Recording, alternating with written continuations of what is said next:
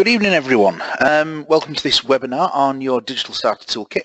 My name is Ben Hawley. I'm Enterprise Nation's Head of the North. I'm based in Barnsley, where most of the team is based in London, and my role is to help bring Enterprise Nation to the north of England, primarily Yorkshire at this stage.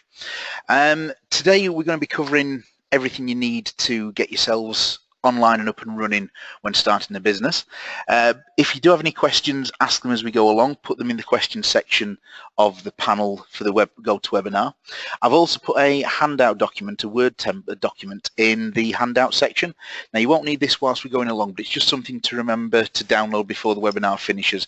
It's just got a list of links that I talk about and use within the presentation this evening, so you've not got to hurriedly scribble them down as we go along. If you do want to tweet me during the webinar, you can do. It is at Ben_Hawley1982, and if you want to drop me an email afterwards, my email address is ben@enterprisenation.com. So, to start with, let's see what we're going to cover today.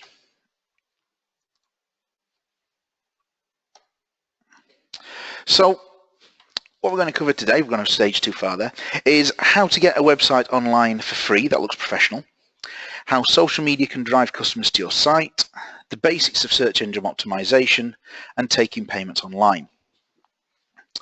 So the first one of those that we're going to cover is your website. When we talk about website, most people will traditionally think of putting a web address into a browser, whether it be Internet Explorer or Chrome, and then a standalone website that is just for a single organization pops up. There's nothing wrong with that as an option, and that's what a lot of organizations do have. So we, as Enterprise Nation, we've always got enterprisenation.com, and that is our home on the web. But there are a lot of other different options as well. Before we go on to the different options, you really need to ask yourselves a few questions first to decide what's the best route for yourselves. So those questions you need to ask yourself are: who are your target customers?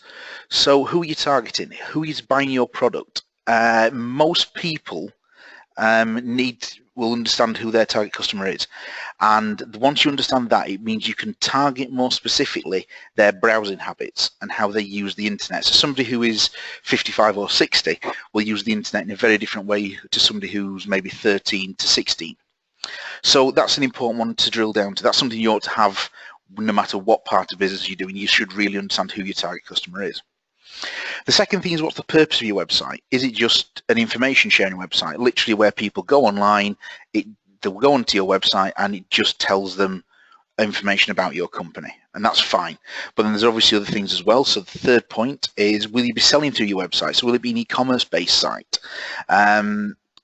Will people be able to utilize some form of application on your website as well? So you really need to think about what the ultimate functionality of your website will be. And then the final point you need to ask yourself is, how do you want people to find your website? So will this be people searching through Google primarily, in which case the search engine optimization section we'll come on to later will be useful for you, or will it be more directly marketed at them? So people will see your web address for your website on a flyer or a business card, or click through from a social media platform. So how do people want to find your website? So that's quite an important one as well, and all these will come clear as to why as we go along. So there are four main different options for having your own website. First of all is the traditional website that we've already talked about. Then there's the setting up on a marketplace shop, which we'll come on to as well. Set up on a dedicated e-commerce provider such as Shopify. And then an interesting one that more and more small companies and startup companies using now is actually just using the Facebook page as a website. So we'll give you an example of that. So what we're going to do now, we're going to take each one of these individually, and we're then going to show you a different option of each one, so you can see what the different results are like. So the first one is building a free website. Now, there's only a few ways you can get a really true free website, and the first one of those is through a platform what's known as WordPress. So WordPress started as a blogging tool and expanded from that, which started probably mid-2000s, to what it is today, which is a really customizable web experience and a web platform.